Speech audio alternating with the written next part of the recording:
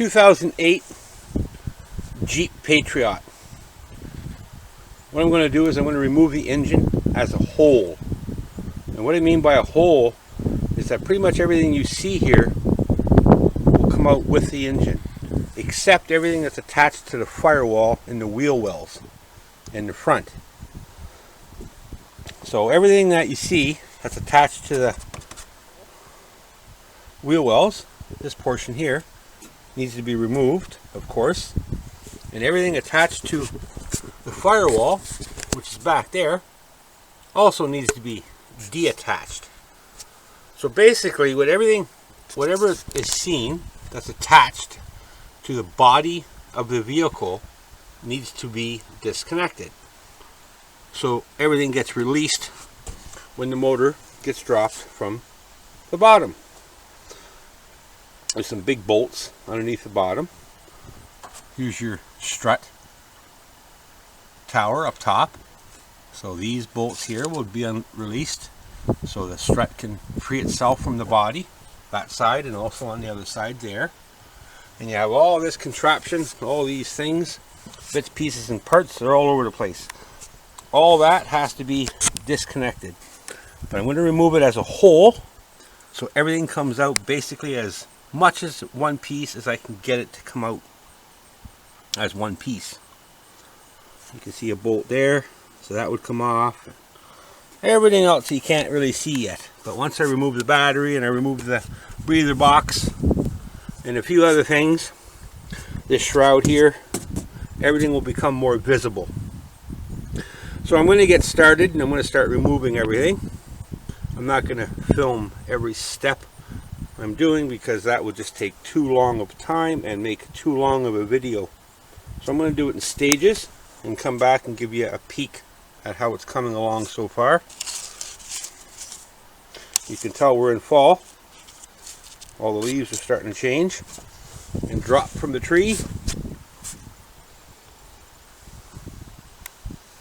It looks like it's a really hard job, but really it's not. It's just time consuming and tedious. That's all it is. Some of the bolts are a little bit hard to get to, but a little bit of effort and they come free, just like any other bolt would come free. Alright, so I'm going to get to it and start removing everything here.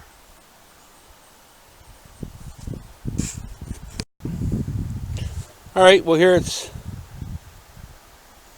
where it's at right now. The whole radiator and tranny and air conditioner unit sits right here.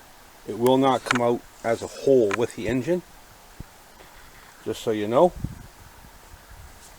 Now on the top side, the transmission mount needs to be undone so the motor can drop down, transmission can drop down, and the same thing on the other side. I already removed it. The engine mount goes there to here. That has to be removed so it can go down, slide along the frame rail there.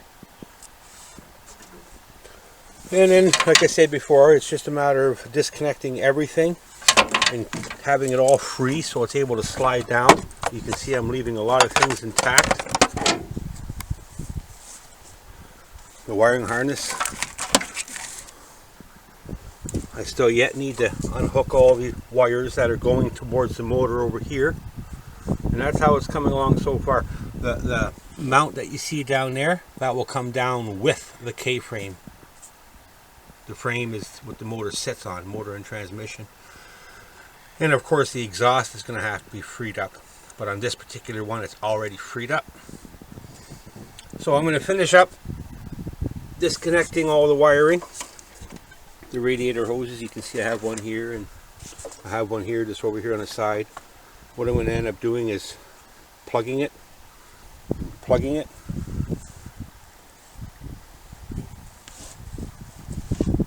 Then the heater core hoses, you can see those two right there. They'll be disconnected at the firewall. Like I said before, all firewall related connections need to be unconnected, whether it's wiring or rubber hoses or whatever that may be.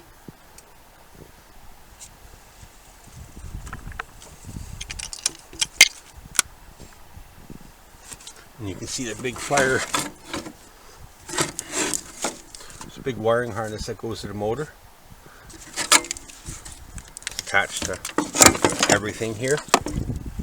I will find the easiest solution, whether I can just unplug it here and that'll be good enough, or I have to go further. I'm pretty sure I can just unplug it right there and right here, and that will be the wiring harness for the motor, and that'll be all there is to it. And everything else will just stay, all the sensors and all that plugged will just stay there as a whole entire wire harness. So I don't have to get too detailed with all the wires like you see here. They'll all just follow the mass core of the wiring, which is here. Then it goes to here. I'll unplug that. And there's another little wire here, which that's this one here. And then that frees up all the wiring for the motor. So it's really simple that way. And what we'll need, there's a mount right here. This one here will have to come off. It's attached to the body, part of the body, which is will not lower itself down with the rest of the unit, unless there's bolts underneath, which I think there might be bolts on this frame unit on the underside, which I believe there's going to be. So it's just a matter of undoing those bolts, and then I can leave this mount intact, and then this whole unit will drop down. If not, then I remove the mount. Not a problem. But I'm pretty sure there's going to be bolts over here. The skid pan's on, so I can't see it yet. I have to remove this so I can see up underneath. And when I do remove this, I'll be able to see these bolts, if there are bolts. I'm just about positive there are, which I'll undo them. And then that will come down as a whole unit. And that's going to be about it. Transmission cooler lines, you can see they'll just still stay intact like that, like so. Come down as one whole unit. This wiring harness here remains with the body of the vehicle itself, the Jeep. I can see there's some transmission wiring here that's going to have to be unplugged to separate that part. But they're all plug connections, so it's really easy to free it up from everything else. It's not really complicated. Hard to see though. It's not very easy to see everything. There's a lot of, you can see one plug right there, and then the other plug is right here, and that's going to free up that portion of the wiring harness. That's also going to,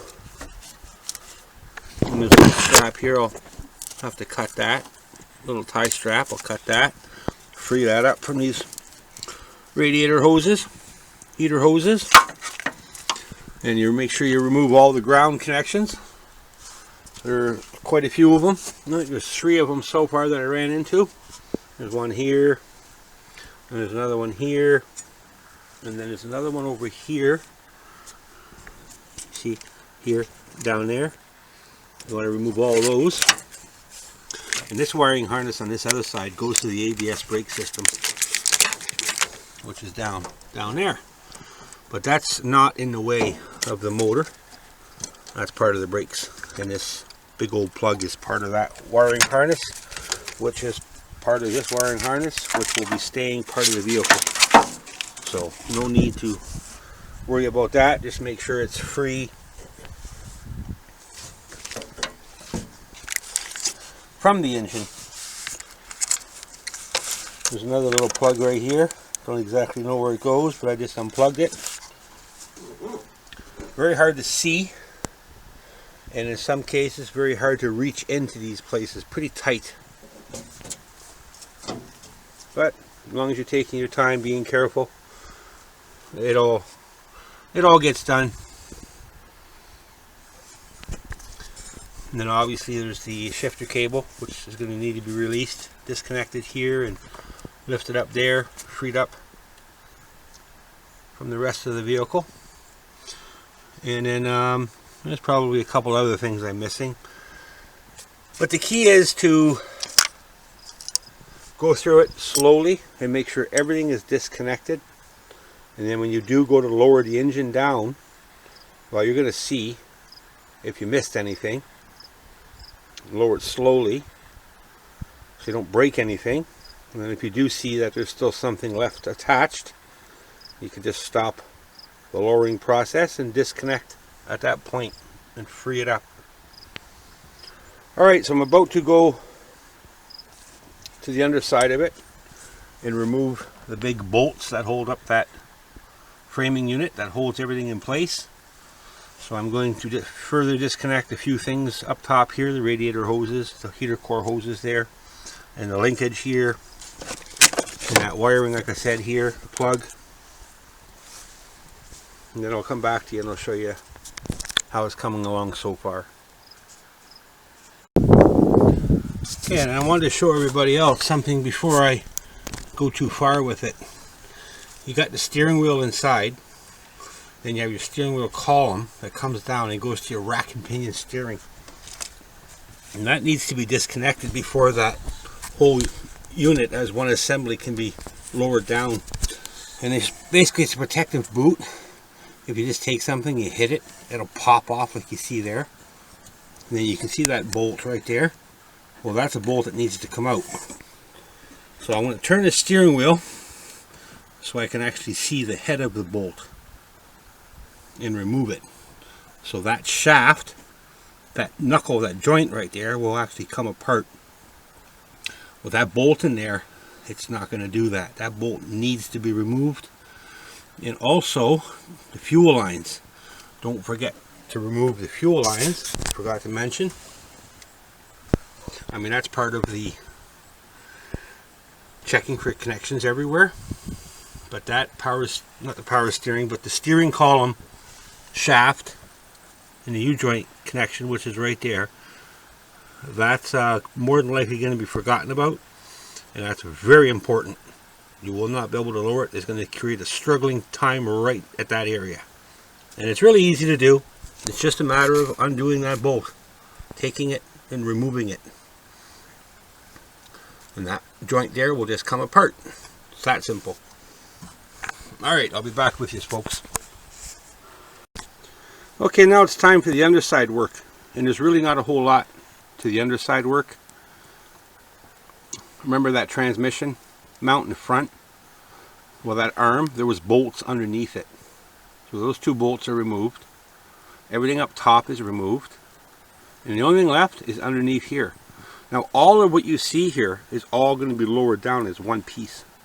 And the only thing I have to do is, you can see right here, there's a big, I believe it's 18 millimeter. That needs to come off.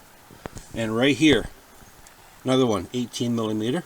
And that one needs to come off. And then there's two on the other side in the same place. And that's it. After those are removed, this whole thing will just drop. And then I lift up the body, and that whole motor will be sitting on the ground, ready for its next stage. So most of the work, now of course, I showed you already, on top of here there was 3 bolts that hold them up top. Those are removed, so this whole unit, the whole strut assembly, this whole, everything you see will come down in one unit. Most of the work is under the hood, not underneath. Underneath is very simple. Alright, I'm going to remove those bolts, and I'm going to lift the body up and remove the engine as one unit, and I will show that to you when the body is pushed away from the whole entire engine, transmission, framing, struts. Everything you see here will be sitting as one part, basically. You'll see. Well, there it is, folks. The engine is out in one piece, You can see how it all comes out in one chunk like that. And you can see the exhaust, I already had that dealt with. And there's that rack and pinion shaft that the steering column goes to. Slides apart nice. And there's that one mount. There's the other mount. Nice and clean in there. That's nice to see. No corrosion. There's the transmission. CVT transmission.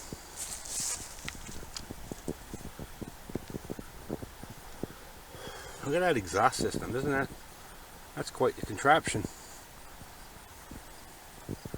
Now I use the skid steer to lift up the body over top to remove it from the engine and get it out of its way. So I don't know what somebody else would use. It would be a little bit challenging, I suppose, to do it without such a piece of equipment. But there it is, folks. All one unit, ready for its next stage. This is a very expensive motor, very expensive transmission.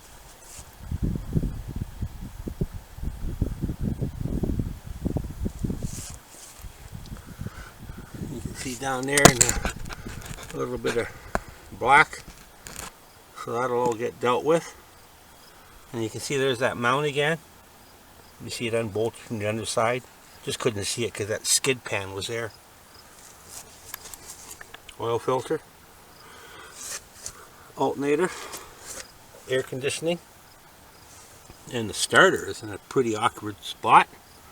So I'm going to make sure I put a new starter in there, because I wouldn't want to change that starter in the vehicle. That would be not a fun job at all.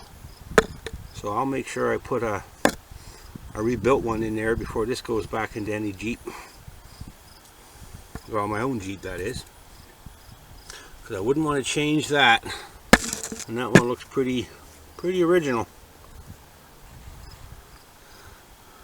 This motor is not supposed to have very many miles on it, but looks pretty dirty, so I'm just not exactly sure how many miles would be on it.